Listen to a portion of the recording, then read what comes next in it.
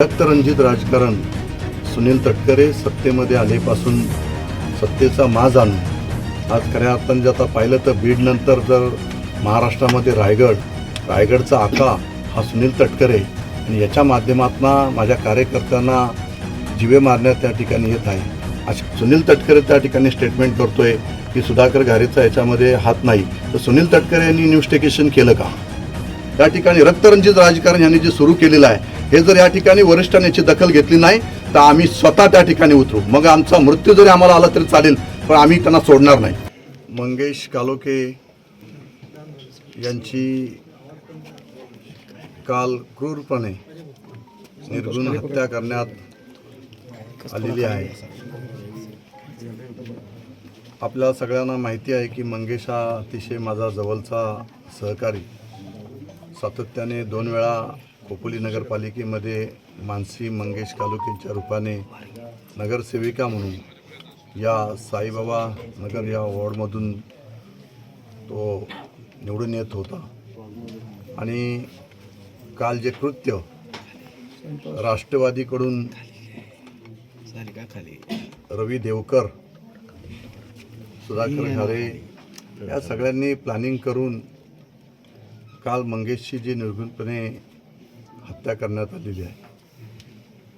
आम्ही कालपासून हे सगळं चित्र पाहतोय।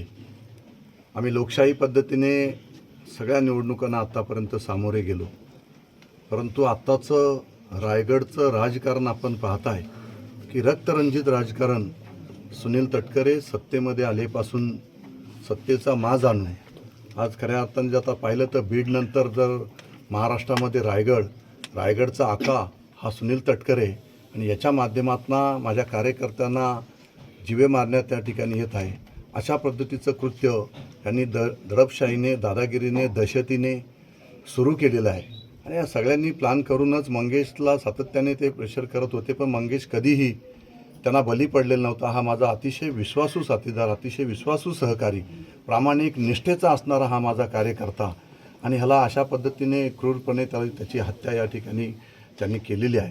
या सगळ्यांना फाशीची सजा होईपर्यंत आम्ही यांना त्या ठिकाणी माफ करणार नाही। आज स्वतः शिंदेसाहेबसुद्धा मंगेशच्या घरी या ठिकाणी मानसीताईंचं सांत्वन करण्यासाठी, कालोखे कुटुंबियांचं सांत्वन करण्यासाठी या ठिकाणी आता 1-2 तासामध्येच शिंदेसाहेब स्वतः भेटण्यासाठी या ठिकाणी येत आहेत। परंतु जोपर्यंत या सर्व आरोपींना अटक केली जात नाही तोपर्यंत आम्ही 2 दिवस अजून पोलीस स्टेशनला अल्टिमेटम या ठिकाणी देतोय की ताबडतोब त्यांना अरेस्ट करा। आजही सुद्धा घरे जाऊन त्याच्या ऑफिसमध्ये त्या ठिकाणी बैठका त्या ठिकाणी घेतोय।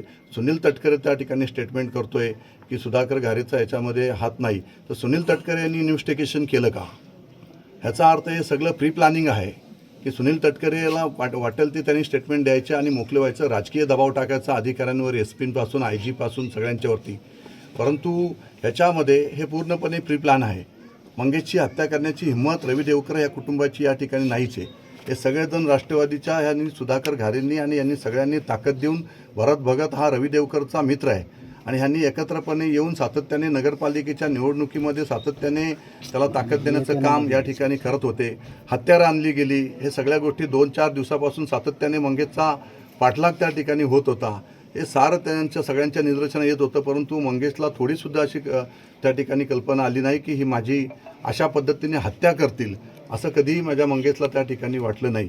परंतु आज मी 2 दिवस आता साहेबांशी चर्चा केल्यानंतर आम्ही या ठिकाणी निर्णय घेऊ 2 तासांनी। मात्र ह्या आरोपींना तात्काळ यांना अटक त्या ठिकाणी केली नाही तर आम्ही स्वतः जाऊन पोलीस स्टेशनला त्या ठिकाणी बसून राहू। जोपर्यंत यांना अटक केली जात नाही तोपर्यंत मी पोलीस स्टेशनवरून आम्ही सगळेच जण त्या ठिकाणी हलणार नाही। आज फक्त साहेबांना, शिंदेसाहेब येऊन जाऊ द्या, मग आम्ही जो काय आहे तो निर्णय या ठिकाणी घेऊ। सध्या ज्या पद्धतीने तपास यंत्रणा किंवा आतापर्यंत रवी देवकर आणि त्याचा मुलगा दर्शन देवकर या 2 मुख्य आरोपींना त्या ठिकाणी अरेस्ट करण्यात आलेली आहे।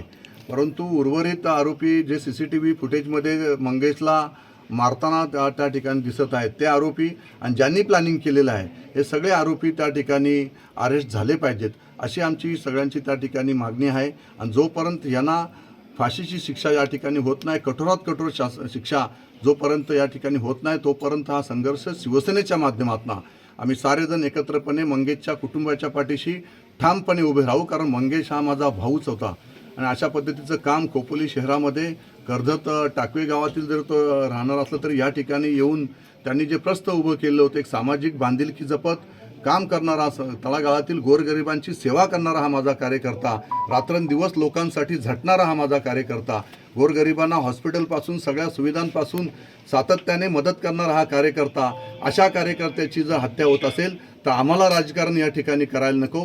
त्यापेक्षा एकतर ह्या सगळ्या आरोपींना अरेस्ट करा, नाहीतर आम्ही स्वतः पोलीस स्टेशनला त्या ठिकाणी बसून राहू जोपर्यंत त्यांना अरेस्ट करत नाही तोपर्यंत. जर का सुनील तटकरेंनी या ठिकाणी प्रेशर आणण्याचा प्रयत्न या ठिकाणी केला, आज सुनील तटकरेंनी चुकीच्या पद्धतीची स्टेटमेंट या ठिकाणी केलेली आहे. सुधाकर घारे हा FIR मधला आरोपी आहे, भरत भगत हा FIR मधला आरोपी आहे, रवी देवकर FIR मधले आरोपी आहेत. मग आरोपींना त्या ठिकाणी या ठिकाणी अरेस्ट न होता सुनील तटकर त्या ठिकाणी स्टेटमेंट देतो की सुधाकर घारेचा याची संबंध नाही. पण मी या ठिकाणी जाहीरपणे सांगतो, ही जी काही घटना घडलेली आहे याच्या 2 दिवस अगोदर रवी देवकर हा SN जोशी अलिबागच्या वकिलांकडनं, तो सरकारी वकील त्यांच्याकडे आहे, त्यांच्याकडून थेट सुतारवाडीला गेलेला होता आणि सुनील तटकरेंशी बसलेला होता आणि सुनील तटकरेंशी डिस्कस करून या सगळ्यांनी प्री प्लॅन करूनच या ठिकाणी मंगेशची हत्या या ठिकाणी करण्यात आलेली आहे. रवी देवकर हा सुतारवाडीला गेलेला होता याची सुद्धा पोलिसांनी त्या ठिकाणी चौकशी करावी. हा रायगडचा आका आहे सुनील तटकरे, यांनी हा त्या ठिकाणी सुतारवाडीला बसून हे जे काय कृत्य या ठिकाणी रक्तरंजित राजकारण यांनी जे सुरू केलेलं आहे, हे जर या ठिकाणी वरिष्ठांनी याची दखल घेतली नाही तर आम्ही स्वतः त्या ठिकाणी उतरू. मग आमचा मृत्यू जरी आम्हाला आला तरी चालेल, पण आम्ही त्यांना सोडणार नाही. नाही, ह्याच्यामध्ये खरं तर खोपोली पोलीस स्टेशनचे पोलीस निरीक्षक हिरे यांनी सुद्धा रवी देवकरला बरीचशी मदत या ठिकाणी केलेली आहे. पोलीस स्टेशनचे PI हिरेंना सुद्धा त्या ठिकाणी लक्षात आलं नसावं की रवी देवकर हा अतिशय क्रिमिनल माइंडचा असणारा हा या ठिकाणचा माणूस आहे आणि सातत्याने याचे क्रिमिनल उद्योग त्या ठिकाणी सुरू होते. हे आपण पाहतो की कित्येक वर्ष मंगेश त्या ठिकाणी यांच्याशी संघर्ष करत त्या ठिकाणी उभा आहे.